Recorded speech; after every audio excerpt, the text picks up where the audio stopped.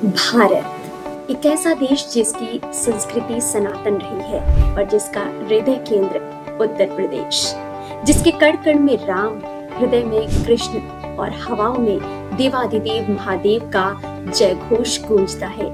लेकिन इसे यूपी का दुर्भाग्य ही कहेंगे कि इतनी सांस्कृतिक समृद्धि होने के बावजूद कई दशकों तक तुष्टीकरण की राजनीति का शिकार होता रहा और अपनी ही संस्कृति, सभ्यता और विरासत से दूर रहने लगा था।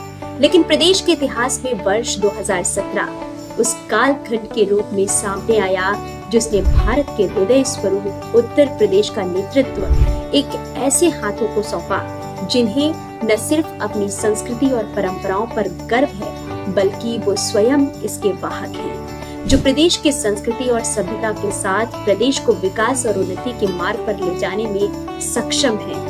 सत्ता संभालते ही प्रदेश वासियों की आस्था को बचाने, संवारने, संजोने और दुनिया भर में प्रदेश की सांस्कृतिक समृद्धि को पहुंचाने का काम इतनी समझदारी से शुरू किया कि मात्र 6 वर्षों में यूपी के सांस्कृतिक विरासत की गूंज देश ही नहीं दुनिया तक पहुंचने लगी। दुनिया भर के लोग उत्तर प्रदेश की धरती पर जन्मे भगवान श्री कृष्ण के चरित्र को आत्मसात करने में लगे हैं, कृष्ण की भक्ति में लीन हो रहे हैं। अब दीपावली पर दियों की रोशनी से न सिर्फ यूपी पूरे देश में रोशन है बल्कि दुनिया भर के लोगों के चेहरों पर इन दियों से आस्था की जगमगाहट है। जहां अब देव दीपावली पर यूं लगता है मानो साक्षात देवताओं ने अपने आशीष से लालिमा बिखेर दी हो।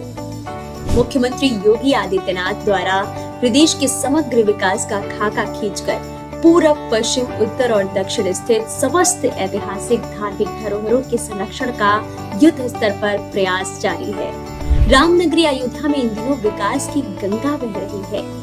एक तरफ प्रभु श्री राम का भव्य मंदिर बन रहा है तो दूसरी तरफ मूलभूत सुविधाओं को बढ़ाया जा रहा है, चाहे वो अंतर्राष्ट्रीय एयरपोर्ट निर्माण हो, सड़कों का चौड़ीकरण हो, अत्याधुनिक प्रबंधन से यातायात को लैस करना हो, स्मार्ट लाइटिंग व्यवस्था, रियल टाइम यातायात प्रबंधन, स्कूल कॉलेजों का सुदृढ़ीकरण जैसी तमाम चीजों के जरिए वहाँ के लोगों की सुगमता और उन्नति से जुड़ी सभी पहलुओं पर काम किया जा रहा है।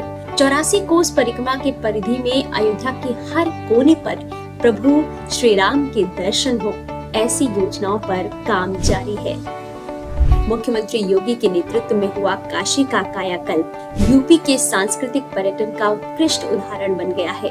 भव्य काशी विश्वनाथ कॉरिडोर निर्माण का परिणाम ये रहा कि इस साल 7 करोड़ से अधिक श्रद्धालुओं का आवागमन हुआ, जो पिछले 5 वर्षों में कुल संख्या से ज्यादा है। गोरखनाथ मंदिर का लाइट एंड साउंड शो तो प्रदेश का कीर्तिमान बन चुका है। नव्य भव्य विंध्य धाम का काम जैसे जैसे आगे बढ़ रहा है, दर्शनार्थियों की संख्या में वृद्धि हो रही है। विकास परिषद के गठन के साथ ही समूचे ब्रजमंडल का कायाकल्प हो रहा है। विंध्याचल धाम में माता अष्टभुजी से काली खोह और ब्रज क्षेत्र के बरसाने में रोपवे निर्माण हो या शुक्र तीर्थ और शाकुंभरी देवी मंदिर का भव्य स्वरूप निर्माण, निश्चित रूप से प्रदेश के समृद्ध सांस्कृतिक धरोहरों विश्व के सुगम पर्यटन स्थल के रूप में विकसित करने का कार्य लगातार चल रहा है। तो उसके साथ ही नैमिषारण्य धाम में पर्यटन विकास के कार्य को तेजी से आगे बढ़ाया जा रहा है। भारत विश्व गुरु बने, इसके लिए जरूरी है कि भारत की संस्कृति, सभ्यता हर भारतीय आत्मसात करे। शिप में मोती के समान हमारे वेद शास्त्रों में छुपे हीरे से मूल्यवान ज्ञान तक बच्चे बच्चे की पहुंच हो। और इसलिए प्रदेश में स्थित पवित्र नैमिष धाम में वेद विज्ञान केंद्र भी स्थापित हो रहा है। वेद विज्ञान अध्ययन केंद्र की स्थापना के बाद वेदों एवं पुराणों में संरक्षित ज्ञान को आम जन के बीच ले जाने के लिए अध्ययन कार्य किया जाएगा। वेद विज्ञान केंद्र में प्रशासनिक भवन, शैक्षणिक भवन, गुरुकुल, योगशाला, यज्ञशाला, मंदिर का निर्माण किया जाएगा। खगोल शास्त्र के विद्यार्थियों के लिए वहाँ वेधशाला भी स्थापित की जाएगी। लखीमपुर खेरी, गोला गोकर्णनाथ भगवान शिव मंदिर हो या वाराणसी से करीब 30 किलोमीटर दूर गंगा गोमती के संगम तट पर स्थित मार्कंडेय महादेव मंदिर, इन सिद्ध धामों को भव्य बनाने के प्रयास जारी हैं। बलरामपुर के देवी पाटन मंदिर हो या प्रयागराज में नाग वासुकी मंदिर, इन सभी के जीर्णोद्धार के कार्य में तेजी लाई जा रही है। बरेली की आध्यात्मिक सांस्कृतिक विरासत को युवा पीढ़ी से रूबरू कराने और आध्यात्मिक पर्यटन को बढ़ावा देने के लिए नाथ नगरी कॉरिडोर बनाया जा रहा है। इससे नाथ शिव मंदिरों की दैवीय आभा से स्थानीय और विदेशी पर्यटन भी आकर्षित होंगे। इससे एक ओर आध्यात्मिक पर्यटन बढ़ेगा तो वहीं दूसरी ओर रोजगार के अवसर भी तेजी से विकसित होंगे। आगरा के पास स्थित बटकेश्वर धाम के मंदिरों और घाटों के सौंदर्यीकरण और विकास का कार्य किया जा रहा है।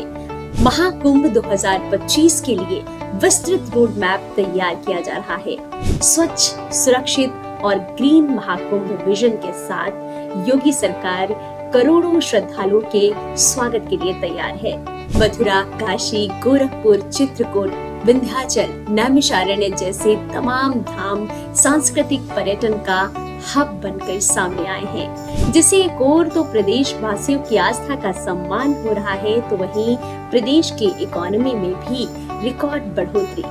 अब उत्तर प्रदेश एक समृद्ध सांस्कृतिक विरासत को लेकर के विकास के राह पर तेजी से आगे बढ़ रहा है।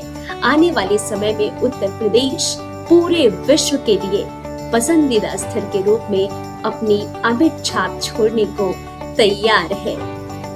संस्कृति, विरासत और विकास का अनोखा परिवेश, ये है नए भारत का नया उत्तर प्रदेश।